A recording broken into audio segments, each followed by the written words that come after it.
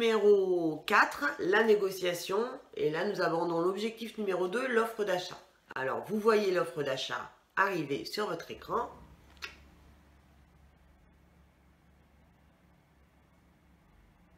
Donc, c'est une offre d'achat qui est vierge. Donc, nous allons la remplir ensemble. Donc, comme vous le voyez en haut, se situe donc l'état civil de l'acquéreur. Donc, elle est bien sûr à l'effigie de votre agence. Hein. Là, c'est l'immobilier de Hazen, bien sûr. Mais sinon, donc en haut, nous allons mettre l'état civil de nos acquéreurs. Ce qui va donner l'impression à l'acquéreur que c'est déjà un papier officiel, qu'on s'entende.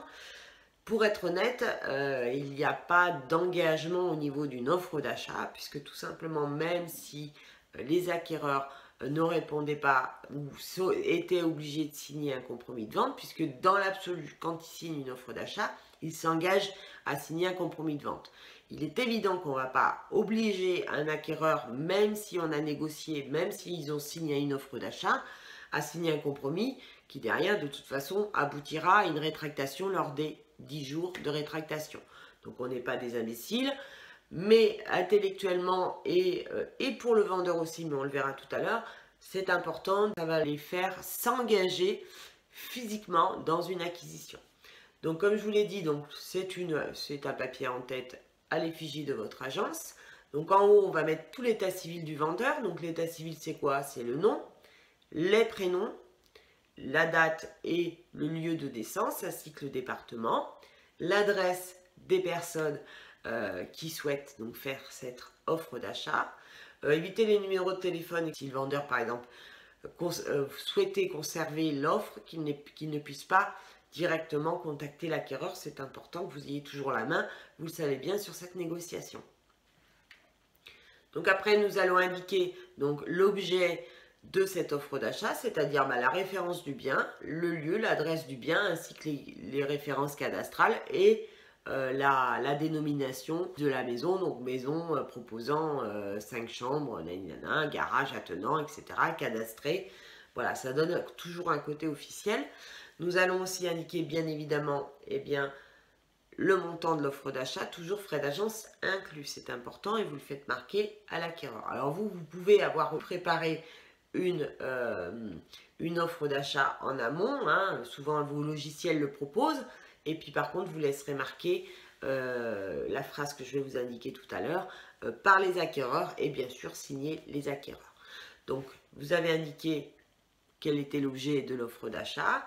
En second temps, donc, vous allez indiquer le montant proposé, bien sûr frais d'agence inclus, et par ailleurs vous allez indiquer le mode de financement, ce qui va vous permettre, vous derrière, de pouvoir négocier avec le vendeur. Surtout si c'est un autofinancement avec des fonds propres, c'est toujours un gage de sécurité et souvent de négociation pour le vendeur supplémentaire et pour l'acquéreur bien évidemment. Donc indiquez bien qu'il y aura un apport personnel de temps et un prêt de temps s'il y a lieu, ou sinon financement total par un prêt bancaire ou financement total par un autofinancement, tout simplement.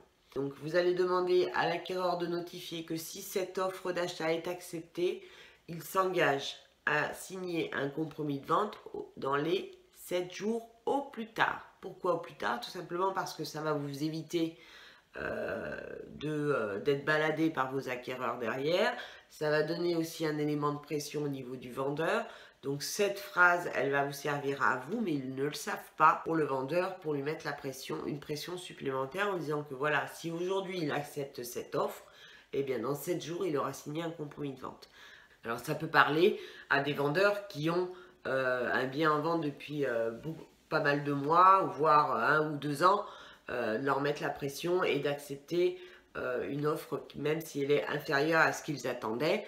Voilà, donc cette phrase-là, elle est importante et puis ça mettra aussi un point d'arrêt à votre offre d'achat parce que ça engage quand même le vendeur, si c'était accepté, à signer un compromis derrière. Donc voilà, c'est important de l'indiquer et bien évidemment, vous faites signer à vos acquéreurs respectivement cette offre d'achat. Donc vous leur en ferez une copie, vous allez aussi demander leur pièce d'identité, ce qui va leur permettre vraiment de voir que, attention, si c'est accepté, que vous avez déjà leur pièce d'identité, etc. C'est un petit élément de pression, ce n'est pas de l'argent, qu'on s'entende. mais c'est un élément de pression. Voilà, donc on a vu l'objectif numéro 2, donc l'offre d'achat, donc bien indiquer l'état civil des acquéreurs, bien indiquer ce que l'on propose d'acheter, bien indiquer le montant avec les frais d'agence et bien indiquer la phrase que, alors si les gens partent, si vous savez qu'il n'y a aucun diagnostic, si vous savez qu'on est en période de vacances, etc., vous mettez vous 10 jours ou 15 jours, c'est vous qui allez diligenter ce délai, hein. Mais plus il est court, plus ça va mettre la pression et au vendeur et à l'acquéreur et à vous aussi bien sûr. Voilà, donc j'espère que ce thème vous a intéressé et je vous dis à très vite dans l'objectif numéro 3, à savoir la négociation avec le vendeur. Donc à très vite.